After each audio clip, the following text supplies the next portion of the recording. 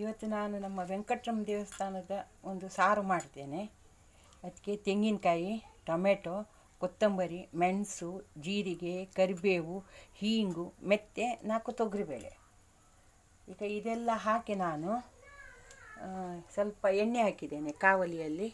ಇದೆಲ್ಲ ಹುರ್ಕೊಳ್ತೇನೆ.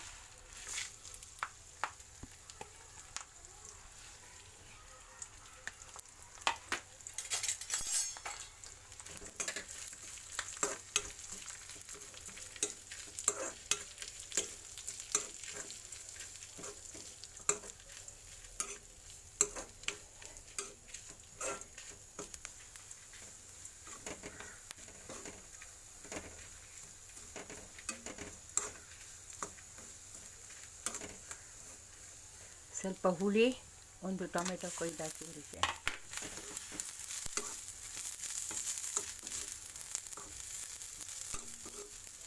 ಟೊಮೆಟೊವನ್ನು ಸಹ ಇದರಲ್ಲಿ ಸ್ವಲ್ಪ ಹುರ್ಕೊಳ್ಬೇಕು, ಮತ್ತು ಒಟ್ಟಿಗೆ ಹಾಕಿ ಕಡಿಬೇಕು, ಮತ್ತು ಉಪ್ಪು ಬೆಲ್ಲ ಹಾಕಿ ಕುದಿಸಬೇಕು.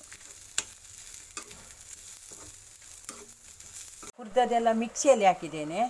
ಈಗ ನಯ ಮಾಡಿ ಕಡಿದು ತರ್ತೇನೆ.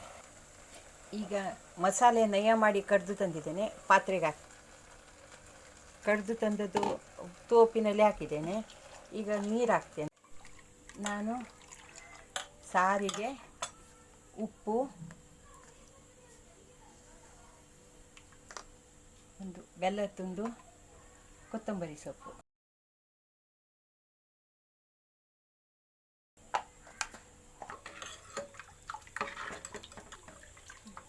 ಈಗ ಉಪ್ಪು, ಬೆಲ್ಲ, ಕೊತ್ತಂಬರಿ ಸೊಪ್ಪು ಹಾಕಿ ಸಾರನ್ನು ಕುದಿಸಲಿಕ್ಕೆ ಇಟ್ಟಿದ್ದೇನೆ. ಸಾರಿಗೆ ಕುದಿ ಬಂತು. ಇನ್ನು ಒಗ್ಗರಣೆ ಹಾಕ್ತೇನೆ. ಸಾರಿಗೆ ಒಗ್ಗರಣೆಗೆ ಒಂಚೂರು ತುಪ್ಪ ಹಾಕ್ತೇನೆ. ಸಾಸಿವೆ ಹಾಕ್ತೇನೆ.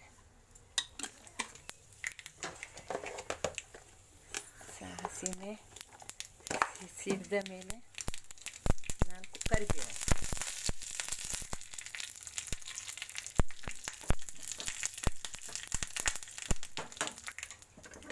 ಒಗ್ಗರಣೆ ಹಾಕ್ತೇನೆ.